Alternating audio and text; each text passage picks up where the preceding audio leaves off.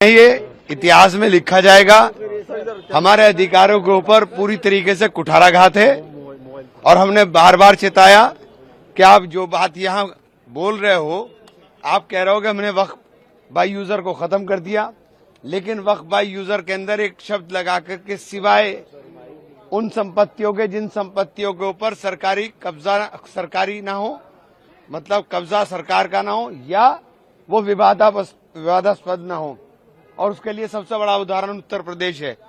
उत्तर प्रदेश में 14,500 हेक्टेयर में से 11,500 हेक्टेयर लैंड वक्फ की जो थी उसको सरकारी संपत्ति बनाने का काम किया गया, उसको विवादित करने का काम किया गया। तो ये बहुत बड़ा नुकसान मुसलमान को, वक्फ को, दोनों को होने जा रहा है। हम लोग इस लड़ाई को लड़ेंगे, चूंकि हमारे जो अधिकारों का संरक्षण बाबा साहेब भीमराव अंबेडकर के संविधान ने हमें धारा 14 के अंदर, धारा 16 के अंदर, धारा 25 के अंदर और धारा 26 के अंदर दिया, उसके ऊपर पूरी तरीके से बुलडोज किया गया। उसके ऊपर ओवरलैपिंग हुई। हम लोग रास्ता देखेंगे, कोर्ट जाएं, कोर्ट में जाकर के हम लोग लड़ाई लड़ेंगे। लेकिन ये जिस तरह का काम आज हुआ है, ये इतिहास में काले दिन के रूप में दर्ज होगा। इमरान साहब, क्या कांग्रेस कोर्ट जाएगी या आप इंडिविजुअल किसी कैपेसिटी में जाएंगे कोर्ट? नहीं, देखिए हम लोग अब सब लोग इस बारे में चर्चा, क्योंकि अभी नहीं हुई, कोई भी चर्चा करेंगे इसमें। हम लोग सब लोग बात करेंगे और हम लोग जाएंगे। हमने अपनी बात रखी, बहुत सारे साथी अपने जमीर की आवाज को नहीं सुन पाए, इसलिए बिल पास हो गया। लेकिन हम इस लड़ाई को अधूरा छोड़ेंगे। हम लोग सड़कों पर इसको लड़ेंगे, जैसे हमने किसान आंदोलन लड़ा था उसी तरह से हम लोग सड़कों पर लड़ेंगे और जब तक लड़ते रहेंगे जब तक जो है किसान आंदोलन, ये बिल भी सरकार वापस नहीं देती। लेकिन ये लड़ाई क्यों, जब सरकार लगातार यही कह रही है कि हम इसमें मुसलमानों का कहीं भी अहित नहीं है, विपक्ष नैरेटिव सेट करना चाहता है कि हम जब नोटबंदी की गई थी तब भी यही कहा गया था, इससे लोगों का भला होगा। जब किसान बिल आए थे कानून में तब भी यही कहा गया था, हमेशा यही कहा जाता, लेकिन उसका परिणाम बाद में पता लगता है। मैं आज आपको कह रहा हूँ 4-6 महीनों में हमें पता लग जाएगा कि सरकार का एजेंडा क्या है।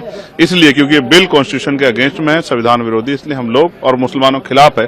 इसलिए फिर भी हम अपनी बात को सड़क पर जाकर रखेंगे। आज हमने पार्लियामेंट में रखी है, अब हम सड़क पर जाकर अपनी बात जनता के बीच में रखेंगे। कल आज ही मतलब अगर राज्यसभा में हो जाएगा, डिस्कशन होगा इस पूरे विषय पर, उस पर क्या कुछ कहेंगे?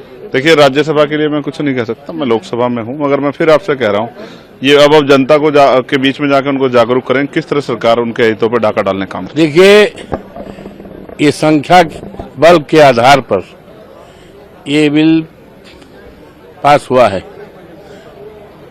जबकि हम लोगों ने लगातार इस बिल का विरोध करते रहे और इस बात को कहते रहे कि सरकार की नीति, सरकार की नियत, सरकार का इरादा अच्छा नहीं है और वक्फ बोर्ड की प्रॉपर्टी को ये हथियाना चाहते हैं। इस प्रॉपर्टी के द्वारा इस देश की करोड़ों बच्चों की पढ़ाई होती है, उनको कपड़े मिलते हैं, दवाई मिलती है, खाना मिलता है और न जाने कितने हमारे ये स्कूल चलते हैं जिन्हें मदरसा कहते हैं। इन मदरसों को भी बैग मिलता है, आर्थिक सहायता।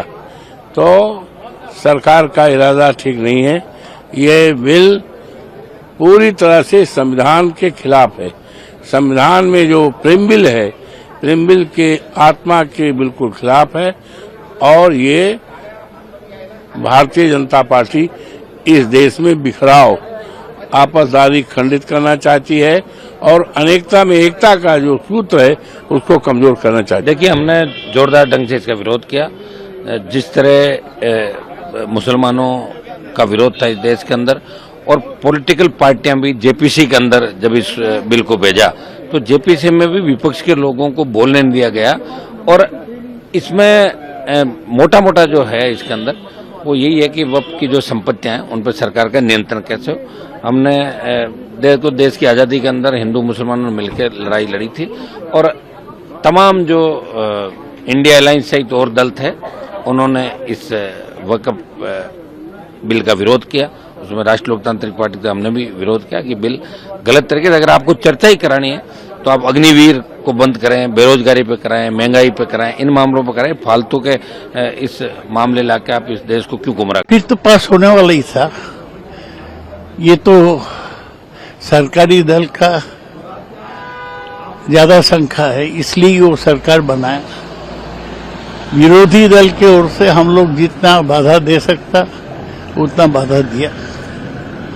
हमने हर क्लॉज पर, हर खंड पर हम विरोध किया, अमेंडमेंट दिया, वोटिंग कराया। फिर सरकार और ये बिल के खिलाफ जितना बोल सकते हम बोले। बिल तो पास होने वाला ही था।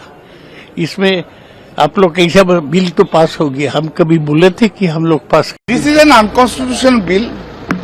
This bill is because they are having numbers. That is the reason the bill has been passed. The bill is totally unconstitutional. The bill will certainly be challenged, and it is unconstitutional. मुस्लिम के लिए this is dangerous for the Muslim community. मुस्लिम का vote Hindu मुस्लिम करके देश का विभाजन करके ये लोग रख दिया। ये अभी इसका बहुत पेमेंट करना होगा बीजेपी को। आपको लगता है कि मुसलमानों का बड़ा प्रहार होगा इस बिल से? हाँ, Muslims are tortured. Muslims are tortured by this bill.